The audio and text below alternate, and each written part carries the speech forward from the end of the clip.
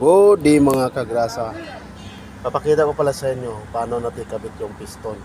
Paano pag-sitting, bale gamit pala natin mga kagrasa. 0.008 standard yung gamit natin. Ayan mga kagrasa. Oh sige! Ayan.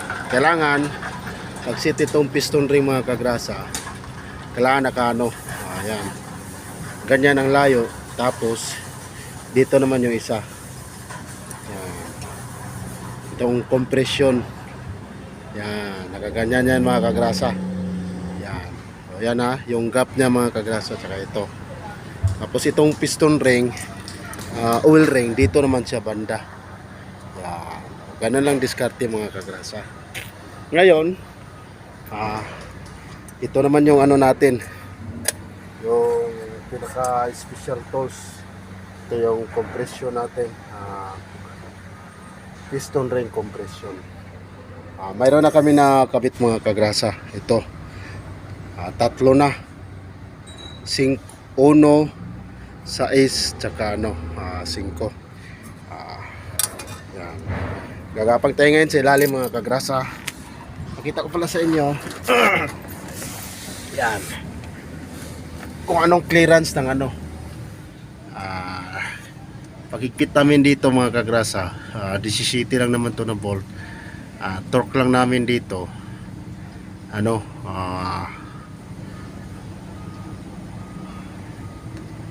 tawag sa torque namin dito 100 lang mga kagrasa, kasi yung bolt niya maliit lang.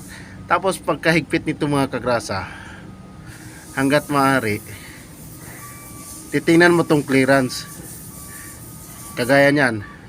Yan gumagalaw, ibig sabihin maganda yung clearance nya. Bali yung bearing nito mga kagrasa standard lang din. Ayan, para diretso na tayo kabit, hindi na tayo mag-asa-asa kagaya sa machine shop ba. Ayan, kita nyo. Kailangan naglalaro to, kaya gaya din dito sa uno mga kagrasa. Ayan, para kahit pa paano. Yan naglalaro ng kuti. Yung connecting rod kailangan gumaganon yan. Kagaya yan. Yan ang lambot. Ganon lang diskarte mga kagrasa, para kahit pa paano may idea kayo.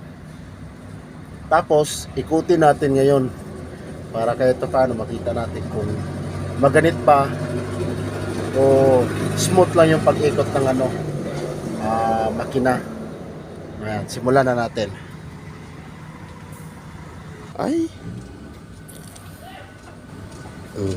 Pakita ko naman sa inyo kung paano natin pagalawin tong piston, para malaman natin kung talagang smooth ba. Tingnan mo mga kagrasa.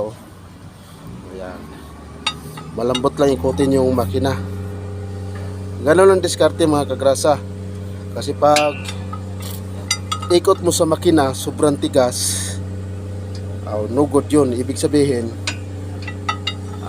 pakat yung bearing, delikado. Pero pag ikot mo ng engine, smooth lang, para kang humipo sa hita ng dalaga.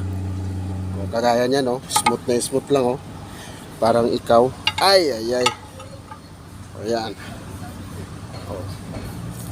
Gano'n lang diskarte mga kagrasa. Kita mo naman ang lambot. Tapos tingnan natin yung 5 para makita mo rin. Bali 3 lang muna yung ilagay namin piston, para kahit pa paano may idea kayo ba.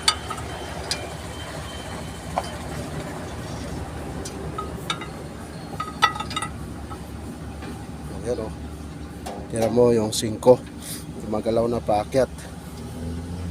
Ganun lang diba? Okay na mga kagrasa. Kaya nasa mekaniko lang din mga kagrasa kung oversize ang gagamitin natin mga kagrasa na piston ring. Mag-asa pa tayo nun.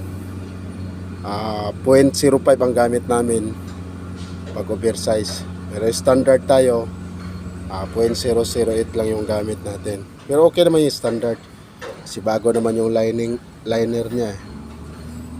Ayan, ganun lang mga kagrasa. Kita mo Ang ganda. Continuation to mga kagrasa sa ano, paglagay natin ng piston, pati piston ring. Okay mga kagrasa, hanggat maaari mag-ingat tayo, tsaka ugaling malinis. Takpan natin yun doon sa ano, pinaka timing gear niya sa puwet, baka mahulugan ng tornilyo. Okay, salamat.